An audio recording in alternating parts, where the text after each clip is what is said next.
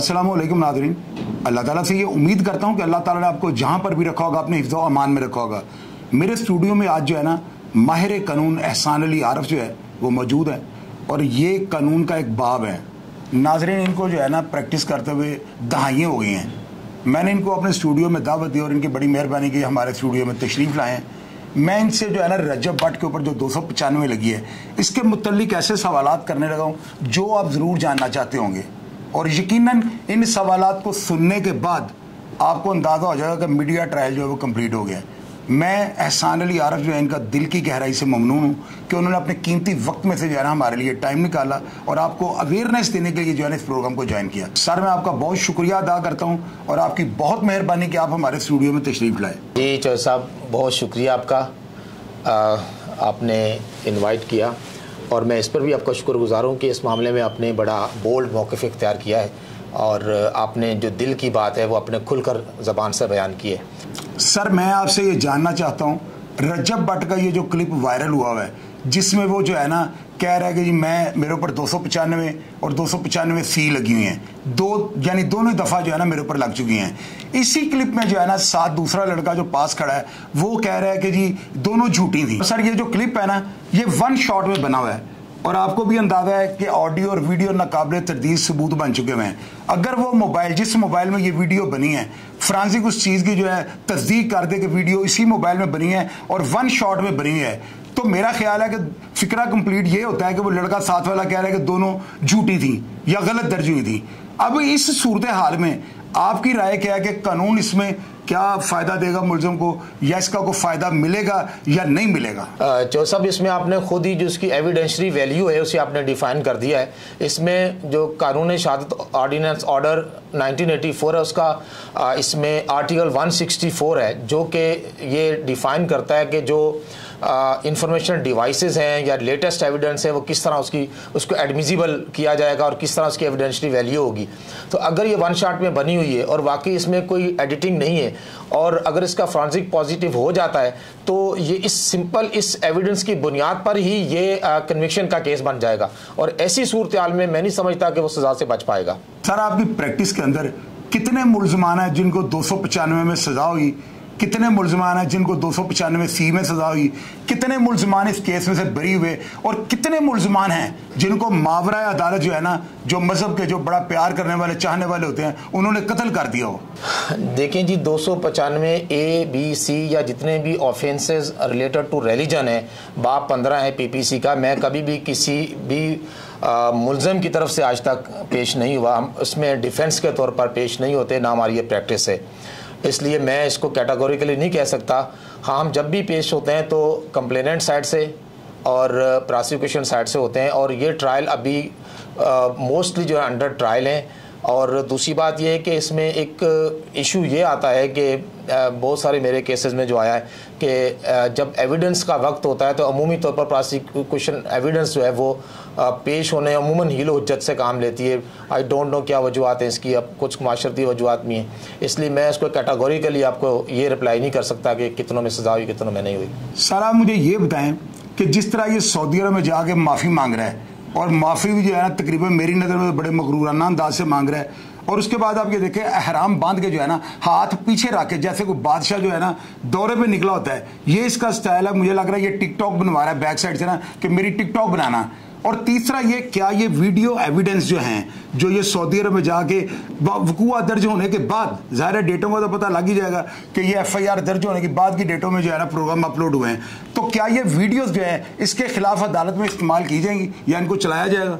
नहीं, ये जो वीडियोज़ है ना बेसिकली ये मैं थोड़ा सा डिफाइन कर दूं कि 295A जो है ना शुरू यहाँ से होती है, deliberate and malicious act to outrage the religious feeling of any class of person, ये इसकी पूरी हेडिंग है। यानी जानबूझकर और मैलिशियस यानी बदनीयती से किसी की मजहबी जज्बात को आउटरेज करना यानी ठेस पहुंचाना, तो फिर 295A लगती है।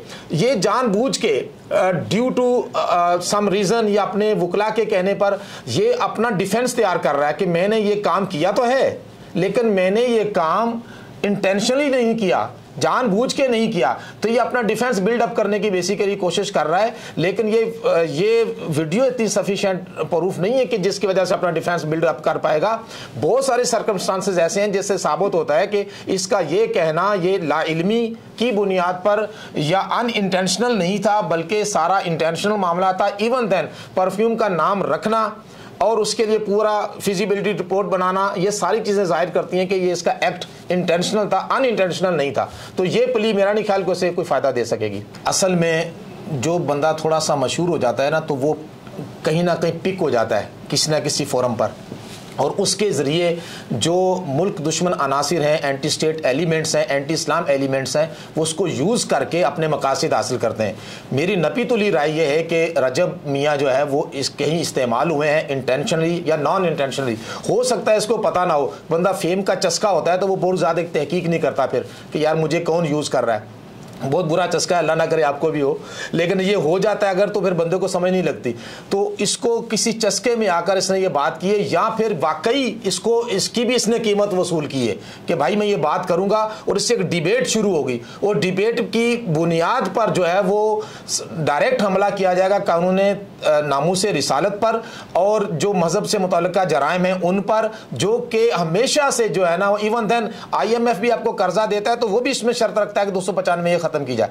इसका मतलब यह है कि ये कहीं ना कहीं इंटरनेशनल लॉबीज को बहुत ज्यादा चुभ रही है और इस पर वो वर्क कर रहे हैं, तो इसलिए इसने ये जानबूझकर किया है, और ये डिबेट शुरू भी हो गई है। इस वक्त मीडिया खोले, हर बंदा जो इस पर बात कर रहा है, तो एक रमजान मुबारक के मुबारक बनाई खर्च कर रहे हैं। तो मेरा ख्याल है कि ये बिल्कुल सोची समझी साजिश के तहत हुआ है। सर मुझे आप ये बताएं, अगर उलमाए दीन इसकी माफी कर दें और किसी भी तरीके से आप इस चीज़ को फ़र्ज करें कि अगर उलमाए दीन इसकी गलती को या माफ़ी को तस्लीम करते हुए इसको माफ़ कर देते हैं, तो अदालत का इस बात के ऊपर क्या रद्द-ए-अमल होगा? क्या अदालत इसको रिलीफ देगी, या अदालत के ऊपर उलमा का जो फैसला होगा वो असरअंदाज होगा? मेरा नहीं ख्याल चौधरी साहब के उलमा कराम का फैसला इस पर असरअंदाज होगा, क्योंकि जो ये एक्ट है 295A ये PPC का है, और प्रोसीजर जो अडॉप्ट होना है वो CRPC का होना है। तो इन दोनों सूरतों में ना PPC में ना CRPC में मैंने कोई सेक्शन नहीं पढ़ी जिसमें लिखा हुआ हो कि अदालत फैसला करते हुए उलमा की राय को जो है वो पार्ट एंड पार्सल समझकर उसके मुताबिक फैसला करेगी। मेरा नहीं ख्याल इस तरह होगा। असल बात यह है कि जो 302 है, इससे मेरा नहीं ख्याल कि ऑफेंस से बड़ा कोई ऑफेंस बज़ाहिर मौजूद है इसमें, बल्कि मेरे नज़दीक अगरचे 295C से बड़ा ऑफेंस है, लेकिन अमूमी तौर पर 302 को कहा जाता है। तो 302 जो ये कंपाउंडेबल ऑफेंस है, काबिल राजीनामा ऑफेंस है, और 295A जिस पर ये FIR हुई है ये नॉन कंपाउंडेबल ऑफेंस है, ये नाकाबिल राजीनामा जुर्म है। अगर ये सारे माफ़ कर भी दें, इवन देन कि अगर कंप्लेनेंट भी कहे जी मैं पैरवी नहीं करता, तो भी स्टेट बाउंड है कि इसके खिलाफ इस केस को परसू करे, क्योंकि नॉन कंपाउंडेबल ऑफेंस है। इसलिए इस पर राय की कोई मैं नहीं समझता अहमियत होगी। सर आपको पता है कि पाकिस्तान की हिस्ट्री का सबसे मशहूर मरूफ केस जो गाजी इल्मदीन शहीद ने जो है ना, जो सर अंजाम दिया था कत्ल, और आपको पता है कि उन्होंने गुस्ताखे रसूल मारा था। कायदे आज़म ने जो है ना बहस के बाद जिस दिन फैसला होने लगा था, इल्मुद्दीन साहब को ये कहा था कि आप जो है ना अदालत में कहते हैं कि मैंने ये कत्ल नहीं किया हुआ तो मैं आपको छुड़वा लूंगा। जब उन्होंने कहा कि मैंने ऐसा नहीं करना, तो कायदे आज़म ने उनको ये कहा था कि आप मेरे कान में ही कह दो कि आप बेगुनाह और आपने ये कत्ल नहीं किया हुआ, तो मैं आपको जो है ना यहाँ से बरी करवा लूंगा। तो सर आप मुझे ये बताएं, क्या मुलज़म का वकील के कान में ये कह देना कि मेरा इस अमल के साथ कोई ताल्लुक नहीं था, उसको बरी करवा सकता है? या कायदे आज़म साहब ने क्या अपनी गारंटी दे के मुलज़म को छुड़वा लेना था? आप इसके ऊपर क्या कहते हैं? तो साहब मैं कैटेगोरिकली कह दूं कि ये जिस केस को हम डिस्कस कर रहे हैं ये 295C का तौहीन रिसालत का केस नहीं है, बल्कि ये 295A तौहीन मज़हब का केस है। तौहीन मज़हब इज़ डिफरेंट थिंग और तौहीन रिसालत इज़ डिफरेंट थिंग। और ये भी ज़हन में रखना चाहिए कि ये 295A जो है ये स्पेसिफिकली ख़ास मुसलमानों के बारे में नहीं है, बल्कि चाहे मुसलमानों पर पर्चा करा दे, मुसलमान चाहे हिंदुओं पर करा दे, जो भी किसी भी मज़हब का मानने वाला कहेगा कि मेरे जज्बात मजरूह हैं, तो 295A वो की तहत वो कार्रवाई करवा सकता है। और ये क्रिमिनल अमेंडमेंट एक्ट 1927 के तहत ये PPC में इंसर्ट की गई है। 1927 की ये दफ़ा है, इसको बने हुए तो तकरीबन 100 साल के करीब होने वाले हैं। तो मेरा नहीं ख्याल है कि इसको उसके साथ गुस्ताखी रसूल के साथ नथी करना चाहिए। ईमानदारी की बात यह है कि हमारा उसके खिलाफ कोई 295C का तौहीन रसालत का केस नहीं है, सिर्फ केस कंप्लेनेंट के जो है तौहीन मजहब का है। और तौहीन मजहब में अगर डेलिब्रेट और मैलिशियस एक्ट आ गया तो फिर सजा का केस बन जाता है। तो इसके इसलिए दो इल्मुद्दीन शहीद केस के साथ मेरा नहीं ख्याल कि इसका कोई लिंक स्टैब्लिश होता है। सर रजब भट्ट के ऊपर जो है ना एक FIR लाहौर समनाबाद थाने में और गालिबन एक कराची में दर्ज हो गई है। इन दोनों FIR में इसके ऊपर 295 लगी है। सर आप मुझे ये बताएं कि 295 जो है इसकी तशरीह जरा करके हमारे नाज़रीन को जरा खुल के बताएं कि 295 अगर लग जाए तो कैसे हालात होते हैं कि इसको तोड़ दिया जाता है या इसको खत्म कर दिया जाता है, और आपकी नजर में कितने फैसले जो हैं 295 के हक में हुए हैं जो कोर्ट में FIR मुलजम के ऊपर दर्ज की जाती है और उसके ऊपर दफा लगाई जाती है, और कितने फैसले जो है मुलजम के हक के खिलाफ होते हैं? तो सब बात यह है कि ये 295 का केस नहीं है, 295A का केस है। 295A PPC 1860 में पहले दिन से ही शामिल है। 295 यह है defiling of the place of worship, इबादत गाह किसी की भी हो उसकी बेहुरमती करने में 295 लगती है। तो हमारा केस 295 का नहीं है, 295A का केस है। और 295A है मजहबी जज्बात को आउटरेज करना या उनको नुकसान पहुंचाना या मजहबी जज्बात को मजरूह करना। 295A जो है इसमें मैं जैसे पहले अर्ज कर चुका हूं कि अगर डेलिब्रेट एक्ट हो, मैलिशियस एक्ट हो और उसकी कोई वो जुमला बोलने की कोई लॉजिकल रीजन मुलजम बता ना सके कि यार मैंने ये जुमला इसलिए बोला था, अगर वो जस्टिफाई नहीं कर सकता तो देन ये सजा का केस बनता है। और रजब वाले केस में भाई तू 295 अगर तू कर रहा है, मतलब परफ्यूम लॉन्च कर रहा है, तो तुझसे बाकी बात करने की क्या जरूरत थी, तुम सीधा से 295 लॉन्च कर दे। तो उसको उसके साथ खास तौर पे दफात का नाम लेना ये इंटरलिंक करता है कि पहले से उसकी मैलिशियस एक्ट था और उसके पहले डेलिब्रेशन थी उसके ज़हन में और वो चल रहा था कि मैंने 295 रखा ही इसलिए उसने खुद अपने खिलाफ सबूत दे दिया है, वरना कोई और लॉजिक वो चाहता तो इख्तियार कर सकता था। अब उसके पास ये रेमेडी खत्म हो गई है, अपने खुद उसने कह दिया कि मैंने इस वजह से नाम रखा है, तो ये लिहाजा अनइंटेंशनल प्ली उसकी यहां खत्म होती है। सर आप ये बताएं कि इस 295 में होने वाले कितने फैसले वो इस्लामी नुक्ता नजर से जो है मुस्बत होते हैं, ये जरा चीज हमारे नाज़रीन को क्लियर कर दें। मैंने जो साहब ये दोबारा वजाहत कर दूं, 295A जो है ना ये सिर्फ इस्लाम के मुतालिक दफ़ा नहीं है, ये एक जनरल क्लास है। किसी भी मज़हब की कोई शख्स कितना ही बुरे ख्यालात क्यों ना रखता हो, मसलन कोई काफिर है, हिंदू है, तो वो भी क्लेम कर सकता है कि मेरे मजहबी जज्बात की उसके मेरे भगवान को बुरा कहा है, तो 295 उस पर भी लग जाती है। ये खाली इस्लाम के मुतालिक नहीं है, इसलिए 295 को सिर्फ इस्लाम से नफी करना जो है ना ये मैं नहीं समझता कि माकूल बात है। ये किसी भी मजहब के मजहबी जज्बात को मजरू करने से मुतालिक है। चूंकि 295C का कैटेगोरिकली नाम लिया गया है, 295A का लिया गया और फखरिया कहा गया कि मेरे सर पे भी लगी है, यानी कोई फखर की बात है, मर जाना चाहिए तुम्हें यार, डूब मरना चाहिए कि तुम ये दफात को फखरिया बयान कर रहे हो। और फिर उसको फखरिया बयान करने के बाद कहा है कि मैंने फिर ये नाम इसलिए रखा है, वो पता नहीं इसका रूहानी बाप कैसे बन गया, वो सिद्धू मूसे वाला, मेरी समझ से बाहर है, कब जाके उसकी क्लास लेता रहा आज तक मुझे नहीं पता चला कि वो अपने रूहानी बाप को भी साथ में उसने शामिल कर लिया। तो उस्ताद रूहानी बाप होता है, तो इसको मेरा नहीं ख्याल है कि उसको खाम खा जो है ना इसमें ज़बरदस्ती को इस्लाम का लेबल लगाना चाहिए और यहाँ उसको दफ़ा को खाली इस्लाम से चश्मा करना चाहिए। ये मजहबी जज्बात को आउटरेज करने की दफ़ा है और उसने किया है और ऑटोमेटिकली इसको सज़ा मिलनी चाहिए और मिलेगी इंशाल्लाह। सर आप ये बताएं कि अगर मुद्दई मुकदमा जो 295 का जो है मुस्तगीस हो, अगर वो केस वापस ले लेता है या कंप्रोमाइज कर देता है या माफ कर देता है, तो ऐसी सूरत हाल में 295 पर अदालत का रिएक्शन क्या होता है? और 295A मैं फिर वाजे कर दूं, 295A जो है इसका ये नॉन कंपाउंडेबल ऑफेंस है। अगर मुद्दई मुकदमा भाग जाए, बैठ जाए, इवन देन को कहीं मैं पैरवी नहीं भी करता तो भी state is duty bound to pursue the case in accordance with law. वो नॉन कंपाउंडेबल ऑफेंस है, स्टेट जो है वो इसको परसू करेगी और सजा दिलाने में किरदार अदा करेगी। और आपको पता है कि ऑफेंस हमेशा अगेंस्ट स्टेट होता है, तो रियासत की जिम्मेदारी है कि वो सजा दिलवाए और रियासत को अपनी जिम्मेदारी पूरी करनी चाहिए, लाखों इस्लामिया ने पाकिस्तान की नुमाइंदगी करते हुए। सर आप ये बताएं कि मुलजम जो है ना रजब भट्ट, इसने खुद इस चीज़ का जो है ना बयान दिया है कि 295 और 295C इसके ऊपर लग चुकी हैं। क्या ट्रायल के टाइम अदालत में ये जो वीडियोस इसकी होंगी वो चलाई जा सकेंगी? क्या ये पॉसिबल है या कोई ऐसी सूरत हाल है कि आप वहाँ कोर्ट को ये वीडियोस दिखाएं, ये एविडेंस जो है कोर्ट इसको देखने के बाद इसके ऊपर क्या रिएक्ट देगी? देखिए जो साहब, आपको ये बात पता है कि कोर्ट्स में वो वीडियो चल सकती है जो दौरान तफ्तीश कब्जा पुलिस में ली गई हो, जिसकी फ़र्द मकबूजगी बनी हो या जिसका रिकवरी मीमू बना हो।